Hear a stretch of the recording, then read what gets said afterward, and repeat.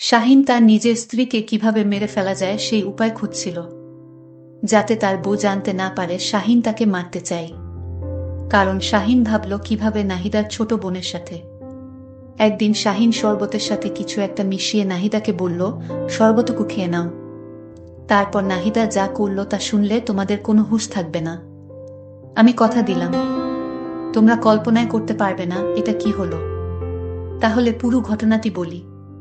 নাহিদাকে আমি বিয়ে করেছিলাম বাবা মায়ের পছন্দেই। জীবনে কখনো প্রেম করিনি, আর এসবে আমার আগ্রহ ছিল না একদম।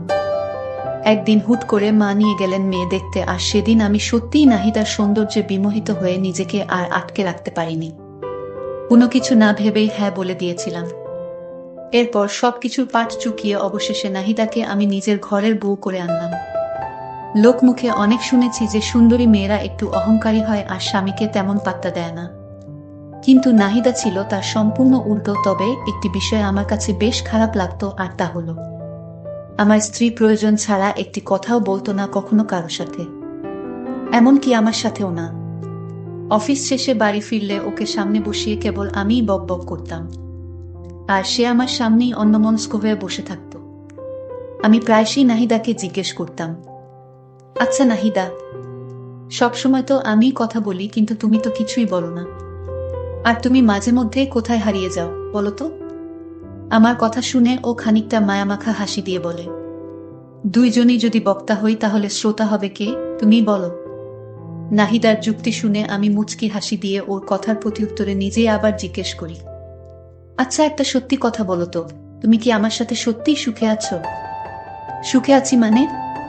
তোমার মতো স্বামী পাওয়া ভাগ্যের ব্যাপার। একজন স্বামী যে তার স্ত্রীকে এতটা যত্ন করে, এর থেকে আর বেশি সুখ কি বা হতে পারে, তুমিই বলো। নাহিদার কথা শুনে স্বভাবতই আমার চোখ দুটো আনন্দের জোয়ারে খানিকটা ঝাপসা হয়ে আসত। আমার পরিবারের মানুষগুলো না কেমন যেন। নাহিদাকে তারা এতটাই ভালোবাসে যে আমি আপন ছেলে হওয়া সত্ত্বেও আমার প্রতি ভালোবাসাটা যেন নিতান্তই তুচ্ছ। লোকে বলে বেশি সুখ কখনোই ভালো না, কারণ এটা নাকি ঝড় আসার আগাম বার্তা। আমাদের পরিবারের ক্ষেত্রেও ঠিক এমনটাই হয়েছিল। একদিন আমার স্ত্রী আমাকে হুট করে বলে ওর মাথায় নাকি মাঝে মধ্যেই প্রচণ্ড ব্যথা হয়। আমি অনেকটা কৌতূহল আর ভয়মাখা কণ্ঠে বলে উঠলাম, কবে থেকে ব্যথা হচ্ছে? নাহিদা কিছুটা ইতস্তত ভঙ্গিতে বলে, এই 2-3 মাস হবে। ওর কথা শুনে বেশ কিছুটা অবাক হয়ে পরক্ষণেই ওকে রাগান্বিত স্বরে বলি, মানে এতদিন তোমার মাথা ব্যথা আর আমাকে কিছুই জানাওনি? এক্ষুনি ডাক্তারের কাছে চলো। সেদিন আমি ডাক্তারের কাছে নাহিদাকে নিয়ে গিয়েছিলাম। আমাদের মধ্যে এরকম ভালোবাসায় ভরপুর ছিল আমাদের সংসার। আমরা দুজন খুব সুখেই দিন কাটছিল, কিন্তু আমাদের ভালোবাসায় দূরত্ব সৃষ্টি হতে লাগলো। নাহিদার সাথে শাহিনের বিয়েটা হয়েছিল বেশ ঝাঁকজমকপূর্ণভাবেই। বিয়ের আগে মেয়েটিকে কেবল একবারই দেখার সুযোগ হয়েছিল তার, আর সেই প্রথম দেখাতেই নাহিদাকে সে নিজের হৃদয়ঘরের সম্পূর্ণ অংশটিই ছেড়ে দিয়েছিল। নাহিদারও যে তাকে পছন্দ হয়নি তাও কিন্তু নয়, কেননা একাধারে শাহিন যেমনই সুদর্শন একজন পুরুষ, তেমনি একজন উচ্চপদস্থ সরকারি কর্মকর্তাও বটে। বিয়ের পর থেকে তাদের দুজনের সুখের কোনো কমতি ছিল না। এমনকি নাহিদার সব কথাই শাহিন রাখার চেষ্টা করত। তাই তো বিয়ের 6 মাসের মাথায় যখন নাহিদা ওর স্বামীর নিকট চাকরির আবদার করে বসে, তখন শাহিন নিজের স্ত্রীর কথা আর ফেলতে পারেনি। তবে এত কিছুর মাঝেও শাহিনের আলাদা মেয়েদের সাথে প্রেম করতে চাইত।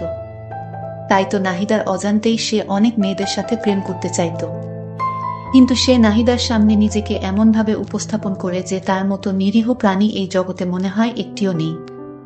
আর নাহিদা মেয়েটিও না কেমন যেন খুব বোকা, সে এখনো পর্যন্ত বুঝতেই পারেনি যে শাহিন তার অনুপস্থিতিতে মেয়েদের সাথে গল্প করে। ইদানিং রুজিনা শাহিনকে বেশ চাপ দিচ্ছে যে সে যেন নাহিদার সাথে সম্পর্কচ্ছেদ করে তাকে তার বউ হিসেবে ঘরে তুলে আনে। কিন্তু এই কথাটি রুজিনা যতটাই সহজভাবে বলেছে, শাহিনের নিকট এই কাজটি করা তার চেয়েও বহু কঠিন কাজ। কেননা সম্পর্ক বিচ্ছেদের ক্ষেত্রে তো অন্তত পক্ষে একটি উসিলার প্রয়োজন। কিন্তু অবাক করা বিষয় হলো, নাহিদা মেয়েটি এতটাই নমনীয় মনের অধিকারী যে বিয়ের পর ওর সাথে শাহিনের কোনো বিষয় নিয়ে একবারও কথা কাটাকাটি হয়নি। শাহিন দরজাটা আস্তে করে ঠেলে দিয়েই নিজেদের বেডরুমে প্রবেশ করল। ওইদিকে কম্পিউটারের সামনে বসে নাহিদা একমনে কাজ করছে। নিজের সামনে গ্লাসে শরবত নিয়ে স্বামীকে দাঁড়িয়ে থাকতে দেখে নাহিদা অবাক হল না। কারণ গত কয়েকদিন যাবৎ এভাবে নিজ স্ত্রীকে শরবত খাওয়ানোটা যেন শাহিনের অভ্যাসে পরিণত হয়েছে।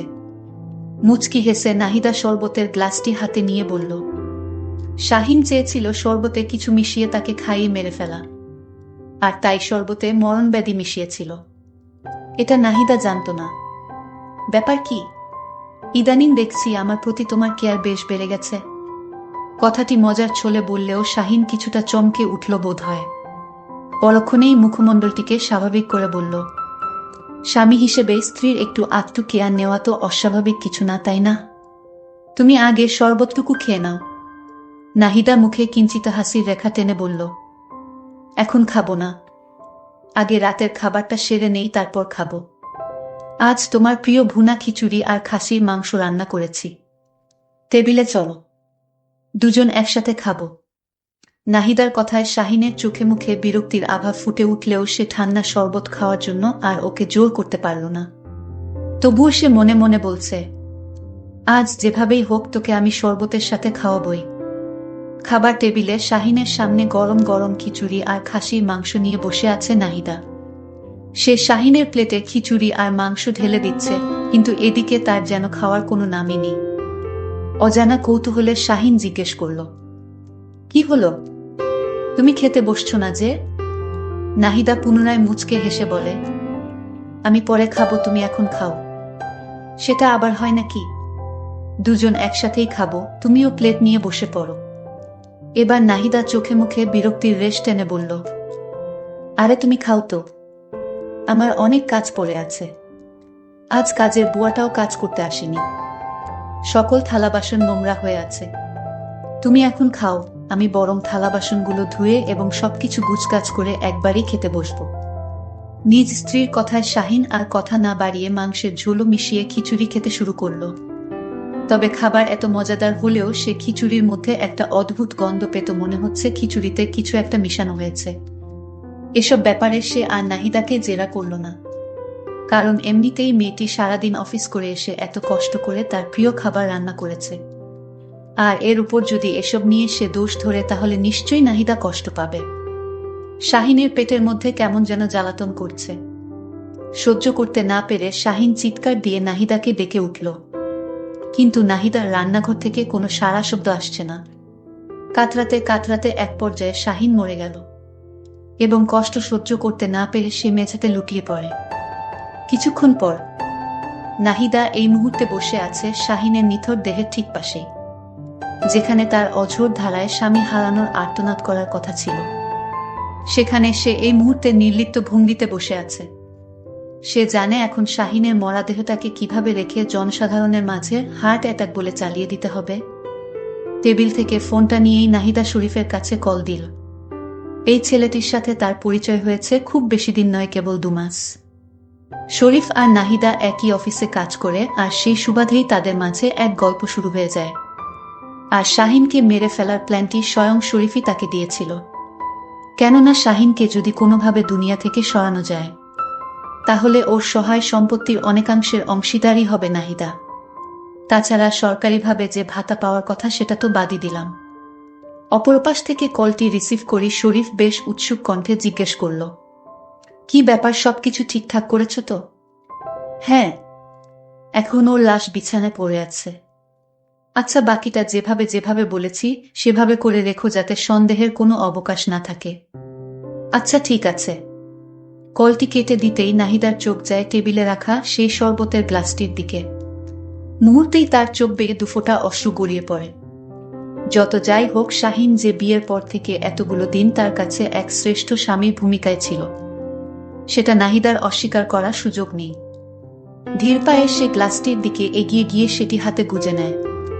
সে যদিও তার স্বামীর খুনি, কিন্তু এই মুহূর্তে এই গ্লাসের ঠান্ডা শরবতটুকু খেয়ে সে শাহিনের শেষ আবদারটুকু রক্ষা করতে চায়, তাই শরবতটুকু খেয়ে নিল। খাওয়ার পর নাহিদা বিছানায় বসে ব্যথার যন্ত্রণায় ছটফট করছে। কিছুক্ষণ পর ওর মুখ দিয়ে ছিটকে আসে। দারুণ পেটের যন্ত্রণা যেন আরও একটু বাড়ল। একদিক থেকে রুজিনা শাহিনের নাম্বারে একের পর এক কল দিয়ে যাচ্ছে, অপরদিকে শরীফ নাহিদার নাম্বারে দিয়ে যাচ্ছে একের পর এক কল। কিন্তু দুঃখের বিষয় এপাশ থেকে কেউই তাদের কল রিসিভ করছে না। পরদিন শাহিনের বাড়িতে সাংবাদিক এবং পুলিশের হট্টগোলে এক বিরূপ পরিবেশের সৃষ্টি হয়। মিডিয়ায় খবর প্রকাশ হচ্ছে যে পারিবারিক কলহের জেরে স্ত্রীর স্বামীকে কিছু একটা খাইয়ে হত্যার পর স্ত্রীর পুনরায় নিজেই মরে যায়। কিন্তু তারা আদৌ জানে না যে ওরা একে অপরের ফাঁদে পড়ে। এই মুহূর্তে উভয়েই নরকের পথে ধাবিত হচ্ছে। এটাই তো কাম্য। নাহিদাকে বেশ কিছুক্ষণ যাবৎ ডাকাডাকি করেও কোনো সাড়া শব্দ পেলাম না। অনেকটা কৌতূহল নিয়ে নাহিদার বিছানার কাছে গিয়ে ওকে ডাক দিতে যাব, ঠিক তার পরক্ষণেই আমার বুকটা কেঁপে উঠল। আমি আকস্মিক ওর কাছ থেকে কিছুটা দূরে সরে গেলাম, আর ঠিক পর মুহূর্তেই নাহিদাকে জড়িয়ে ধরে চিৎকার করে কেঁদে উঠলাম। পাশের রুম থেকে আমার মা চিৎকার শুনে দৌড়ে এসে ঘটনার আকস্মিকতায় তিনিও হতভম্ব হয়ে স্থিরচিত্তে দাঁড়িয়ে রইলেন। মা এই চিত্র দেখে অবাক হয়ে গেল।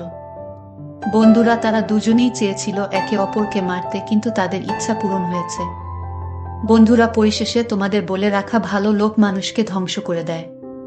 এই গল্পের মাধ্যমে বলা যায়, অতি লোভে তাতি নষ্ট। তাই তোমরা কখনো এই ধরনের কাজ থেকে বিরত থাকবা। বন্ধুরা, আজকে গল্পটি কেমন লাগলো তা কমেন্ট করে অবশ্যই জানাইবা। আজকের মতো এখানেই বিদায় নিলাম। আল্লাহ হাফেজ।